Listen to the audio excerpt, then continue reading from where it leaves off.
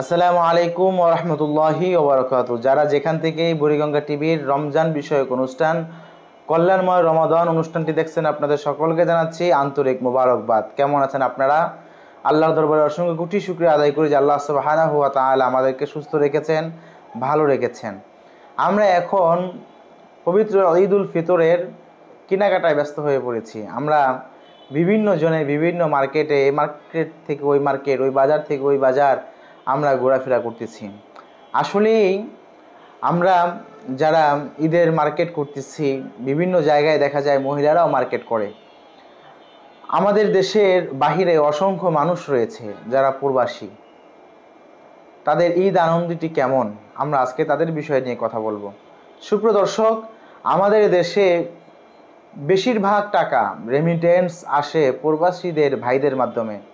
একজন প্রবাসী ভাই যখন বাংলার জমিন থেকে বিদেশে চলে যায় কাজ করার উদ্দেশ্যে, এয়ারপোর্টে যখন তিনি গমন করে, তাহলে দেখা যায় তার ভিতরে কত ব্যথা। মা বাবা, ভাই বোন, বন্ধু বান্ধব সবাইকে রেখে, নিজের জন্মভূমিকে রেখে সে অন্য দেশে চলে যায় শুধুমাত্র কাজ করার জন্য, নিজের পরিবারকে ভালো রাখার জন্য।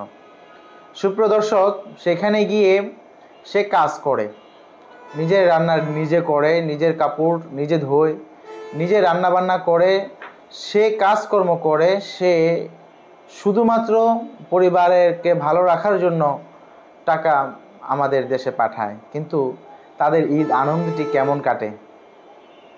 মুহূর্তকে আরো বিশেষ করে তুলতে পারজোয়ার শাহী পোলাও ঘর, রাজকীয় স্বাদ এখন আপনার হাতের নাগালেই। আল্লাহ নবী মুহাম্মদুর রাসূলুল্লাহ সাল্লাল্লাহু আলাইহি সাল্লাম যখন মক্কা থেকে মদিনা হিজরত করতে গিয়েছিলেন, বারবার তিনি মক্কা শরীফের দিকে তাকাচ্ছিলেন আর বলতেছিলেন, রব্বুল আলামিন, এই জন্মভূমি আমার মক্কা, এই মক্কা ছেড়ে আমার চলে যেতে হচ্ছে। এত কষ্ট রাসূল করিম সাল্লাল্লাহু আলাইহি সাল্লামের শুধুমাত্র জন্মভূমিকে ছেড়ে দেওয়ার কারণে।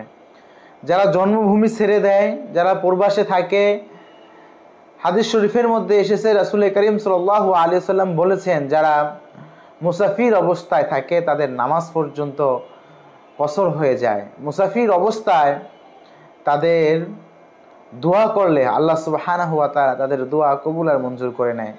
দেখুন, এত কষ্ট করে তারা বিদেশে আছে, তারা কাজ করতেছে, টাকা কামাচ্ছে, আমরা কি তাদের দিকে একটু খেয়াল রেখেছি? আমাদেরকে টাকা পাঠাচ্ছে, আমরা নিজেদের আনন্দ, নিজেদের ফুর্তি করার জন্য আমরা ক্রয় বিক্রয়ের মধ্যে ব্যস্ত হয়ে রয়েছে, কিন্তু আমার সন্তান, আমার ভাই কিংবা আমার স্বামী বিদেশে কত কষ্ট করতেছে, তাদের বিষয়টা কিন্তু আমাদের লক্ষ্য রাখতে হবে। আরেকটি বিষয় দেখা যায়, যারা প্রবাসে থাকে তারা সারা জীবন প্রবাস জীবন পার করে বৃদ্ধ সময়ে যখন বাড়িতে আসে, তার অর্থ আর তেমন থাকে না। ছোট ভাই বোনদেরকে, মা বাবার সংসার পরিচালনা করতে করতে করতে সমস্ত টাকা সংসারের মধ্যে খরচ করতে গিয়ে দেখা যায় লাস্টে তার কাছে আর কোনো টাকা থাকে না। অবশেষে সিএনজি কিংবা মাছ বিক্রি কিংবা অন্য কোনো কাজে তার ব্যস্ত থাকতে হয়। এত বছর বিদেশ করে যাদের জন্য এত কিছু করলো, অথচ শেষ সময়ে তারা এই প্রবাসী ভাইয়ের পক্ষে মোটেই কাজ করে না। এই জন্য সুপ্রিয় দর্শক, যারা প্রবাসে রয়েছে, যারা প্রবাস জীবনে বাস করে, তাদের ঈদ আনন্দ কিন্তু আমাদের ঈদ আনন্দের মতো নয়। তাদের ঈদ আনন্দ অনেক কষ্টের। এজন্য তাদের দিকে আমাদের তাকাতে হবে, তাদেরকে ভালোবাসতে হবে। আমরা যদি তাদেরকে ভালোবাসি, তাদের দেওয়া অর্থ হিসেব করে আমাদের খরচ করতে হবে। যারা প্রবাস জীবনে রয়েছেন, আপনাদের অধীনস্থ যারা রয়েছে, তাদের ব্যাপারেও আপনার খোঁজ খবর রাখতে হবে। তারা এই টাকা দিয়ে, আপনার এই টাকা দিয়ে কী কাজ করে, ভালো করলো না খারাপ করতেছে না মন্দ করতেছে, কি করছে, এই বিষয়ে আপনাদের খোঁজখবর রাখতে হবে। পবিত্র কোরআনুল কারীমে আপনাদের ব্যাপারে বলেছেন, ইয়া আইয়ুহাল্লাযীনা আমানু কু আনফুসিকুম ওয়া আহলিকুম নারা, হে ঈমানদারেরা, তোমরা আগে জাহান্নামের আগুন থেকে বাঁচো, এরপর তোমার পরিবার পরিজনকে জাহান্নামের আগুন থেকে বাঁচাও। সুপ্রিয় দর্শক, প্রবাসী ভাইদের ঈদ আনন্দ হোক, খুবই আনন্দের, তাদের ঈদের দিন কাটুক হাসি মুখে, চোখে পানি যেন তাদের না আসে, আমরা মহান আল্লাহর দরবারে এই আশা করি। প্রবাসীদের পক্ষে বুড়িগঙ্গা টিভি, যারা প্রবাস থেকে আমাদের এই বুড়িগঙ্গা টিভি দেখতেছেন, আপনাদের সকলকে জানাচ্ছি আন্তরিক অভিনন্দন, মুবারকবাদ, ঈদ মুবারক। সকলে ভালো থাকুন, সুস্থ থাকুন, বুড়িগঙ্গা টিভির সঙ্গেই থাকুন। আসসালামু আলাইকুম ওয়া রাহমাতুল্লাহি ওয়া বারাকাতুহু।